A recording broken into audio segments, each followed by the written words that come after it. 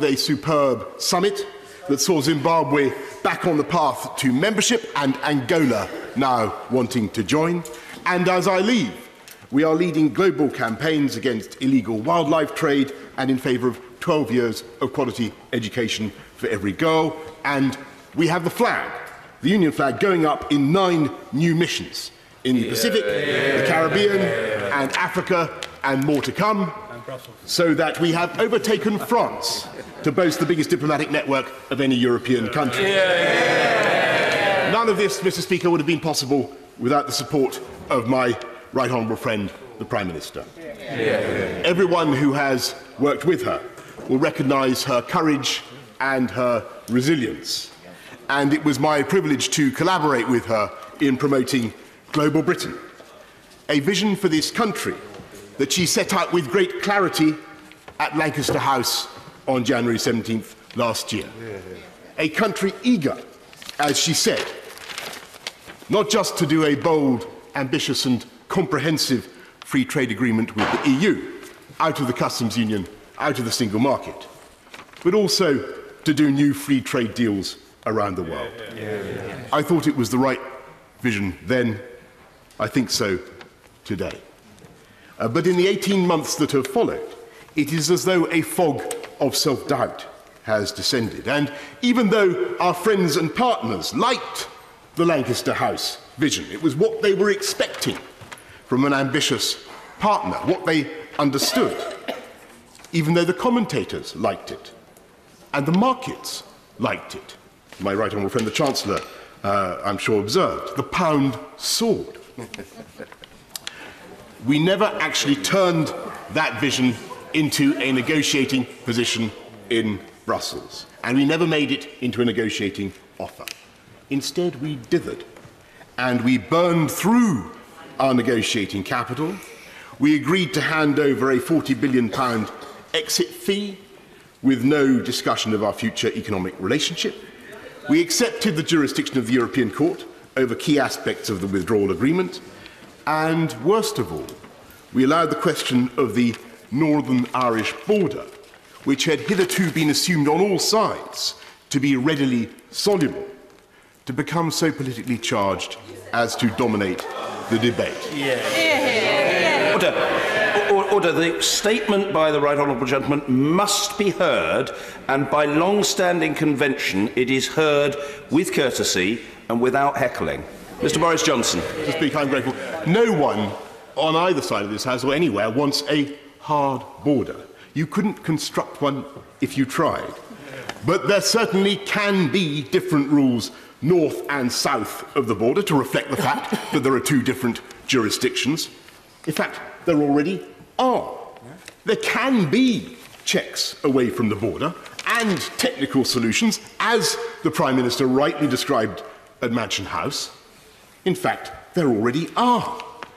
But when I and other colleagues, and I single out my right honourable friend, the Honourable Member for Horton, Price and Howden, proposed further technical solutions to make customs and regulatory checks remotely, those proposals were never even properly examined, as if such solutions had become intellectually undesirable in the context of the argument. And somehow, after the December joint report, whose backstop arrangement we were all told was entirely provisional, never to be invoked, it became taboo even to discuss technical fixes. So, Mr. Speaker, after 18 months of stealthy retreat, we have come from the bright certainties of Lancaster House to the Chequers Agreement, and you put them side by side. Lancaster House said laws will once again be made in Westminster. Chequers says there will be an ongoing harmonisation with a common EU rulebook. Lancaster House said it would be wrong to comply with EU rules and regulations without having a vote on what those rules and regulations are. Chequers now makes us rules takers. Lancaster House said we don't want anything that leaves us half in, half out, and we do not seek to hold on to bits of membership as we leave. Chequers says that we will remain in lockstep on goods and agri-foods and much more besides, with disputes ultimately adjudicated by the European Court of Justice. Far from making laws in Westminster, there are large sectors in which ministers will have no power to initiate, innovate, or even deviate. After decades in which UK ministers have gone to Brussels and expostulated against costly EU regulation, we are now claiming that we must accept every jot and tittle for our economic health with no say of our own and no way of protecting our businesses and entrepreneurs from rules now and in the future that may not be in their interests. My right honourable friend, the Chancellor, was asked to identify the biggest single opportunity from Brexit. After some thought, he said regulatory innovation.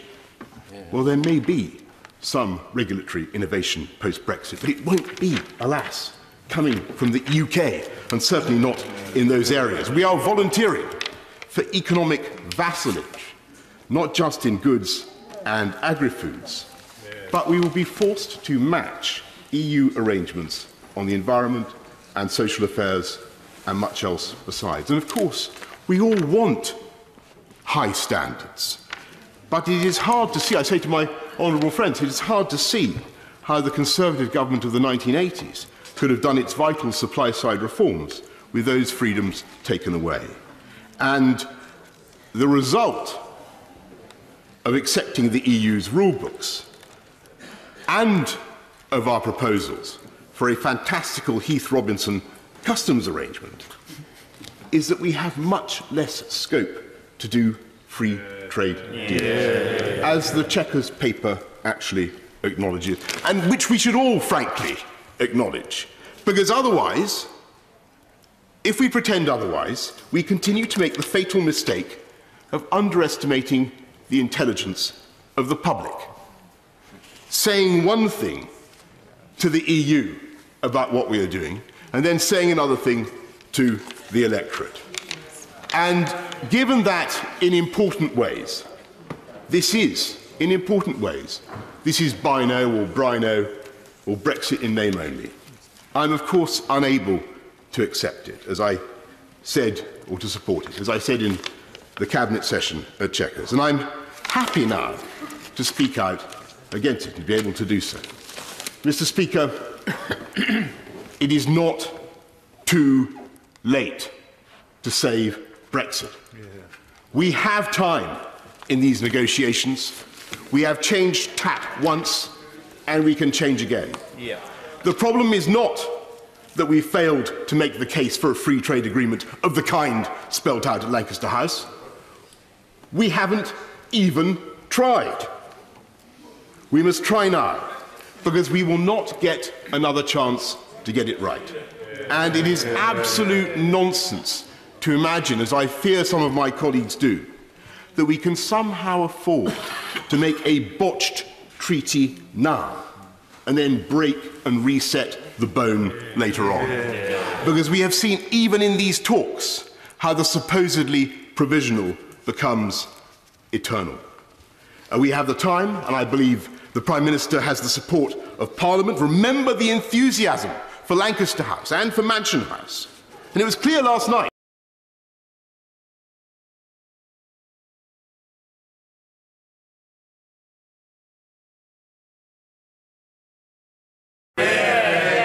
with goodwill and common sense, we can address the concerns about the Northern Irish border and all other borders. We have fully 2.5 years to make the technical preparations, along with preparations for a world trade outcome.